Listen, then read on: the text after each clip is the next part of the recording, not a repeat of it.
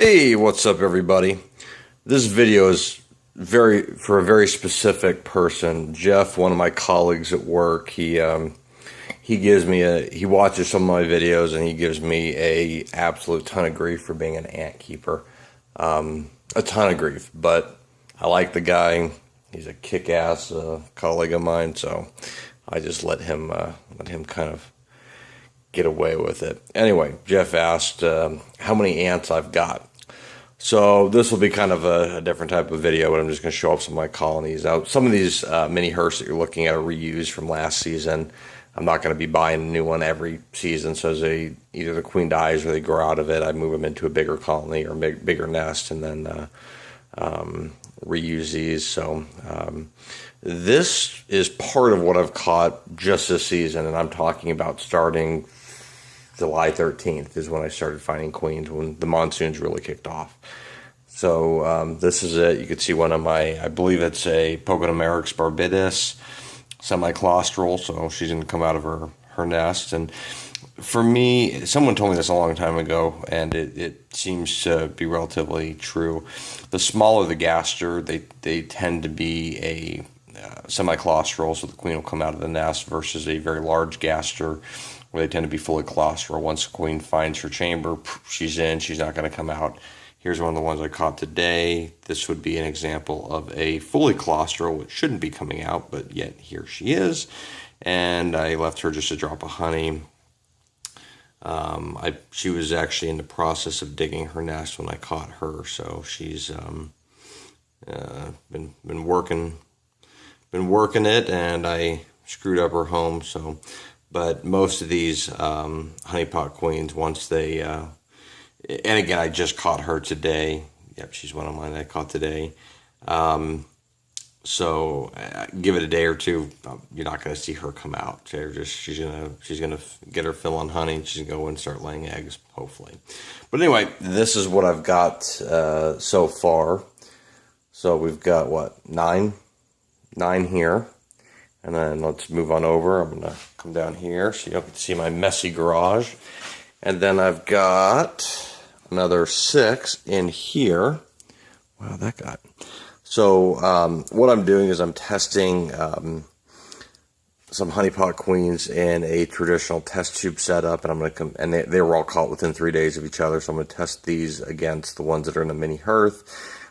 The ones I caught on the 13th, they're already laying eggs. So I do personally believe that that's a superior method of founding these colonies, but I'm going to test it nonetheless. And this queen right here, I believe it's a carpenter ant. Where is she? She's hiding in there somewhere. I thought she was dead. I put her in a test tube. I found her walking the side. I overfilled the watering tower. So yeah, there you go. But I saw her walking across the sidewalk. Put her in the test tubes I use just for catching queens, and looked like she was dying. So I left her in that tube, was going to actually toss her today, and she was moving around, healthy as can be, so really surprised me. So I put her in a Tar Heel Ants inception chamber. She had a pretty large gaster, so I'm going to say she is a semi-claustral. She doesn't need to come out for food, so I'm just going to leave her in there. But I'm going to shut this drawer. It's a toolbox. And it seems to work. It's where I've started most of my colonies. But this guy right here, I caught on the 16th, so that's my oldest. The next 4 I caught today. So, the ones that I caught on, today's the 17th, July 17th, 2017. The ones that I caught on July 13th, so 4 days ago, I've already started to lay eggs. So, we'll see if these guys are in the same boat in 4 days. All right, and moving right along, here's my very, very healthy big Nova Messer colony. And these guys, I caught them around the same time, July of last year. And these guys are just kicking ass and taking names, as you can see. Guys that started with 1 queen. And then we're going to move over, so let me back off real quick. So here are my colonies that I caught last year. So let's see, we got 1, 2, 3, 4, 5, 6, 7, and 8. So 8 remaining colonies from last year, all of which, except for the exception of 1, I've moved into much larger nests. Okay, so let me turn this first one around. Okay. So here's another noble messer colony. Caught this one July 2016. It's now July 2017. Started them in a test tube, moved them into a mini hearth, which is what you saw a moment ago in September of 2016. They had 4 worker ants and started to grow out of that nest and moved them over to the fortress on May 3rd of this year. And they are kicking butt. Look at those. I mean, there are a lot of them in there. Okay, let's move on to the next one. These guys, same thing, 2016, moved them over, I think, last month. Smaller colony, but they're growing. They're doing it. You can see then they've got a healthy amount of brood or pupates down there. Look at them. I'm giving them a healthy supply of crickets. And on to the next one. So these guys caught July 2016, put them in a mini hearth September of 2016, and then moved them over to the fortress April of this year. They're not exploding as quickly as I would like, but they are still doing very well. And let's move on. Got these guys right here. This is caught the queen July of 2016. This is a Nova Messer. Put them in, started them in a test tube.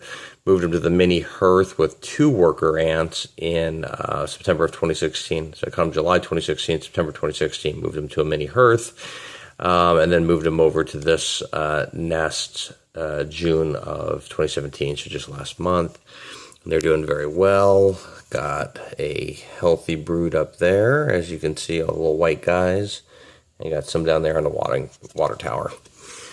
And my pride and joy is my honey pots, which I have connected through a collaboration with Tar Heel Ants. He built me this nice custom expansion chamber, which is connected to, let's see if I can open this one-handed.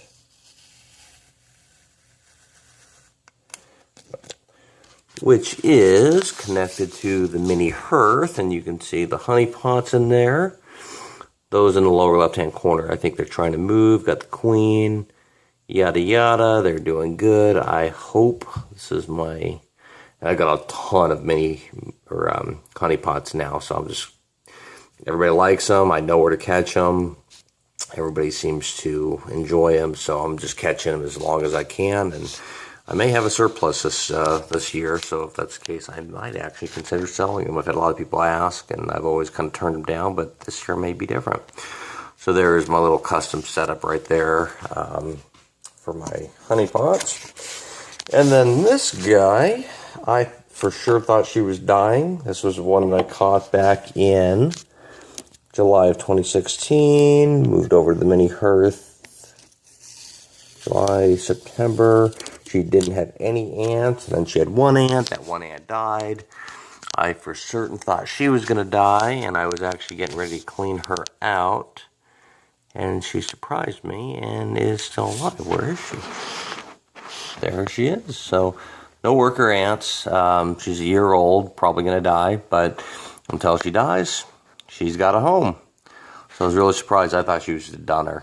She looked like death, but she's still kicking.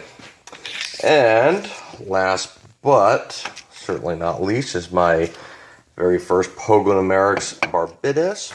Interestingly about this one is 2 months ago there was 1 worker ant, and I caught this one July of 2016 last year, and certainly thought she was going to die because, well, she didn't have any ants. I want to say it was probably about April, 1 ant emerged, and I thought that was cool, and then boom, just an absolute explosion. Here they're at the foraging area, enjoying their seeds, and that's just a birdseed melody, and they dig it. But yeah, this colony, and you can see The lighter colored ants in there are brand new. Those are usually a day or two old, and then they darken up, get a nice rich cherry red. But yeah, I thought this colony was going to die, and it took well over a year for her to get her. Well, not quite a year, but a year, just shy of a year to get her first ant, and boom, look at her now. So good looking, healthy colony. So I'm tickled.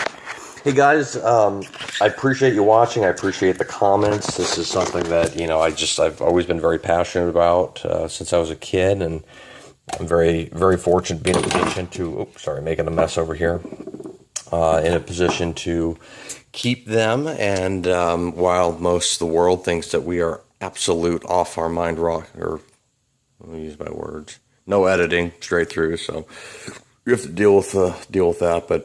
People think I'm absolutely nuts for keeping ants, but you know what?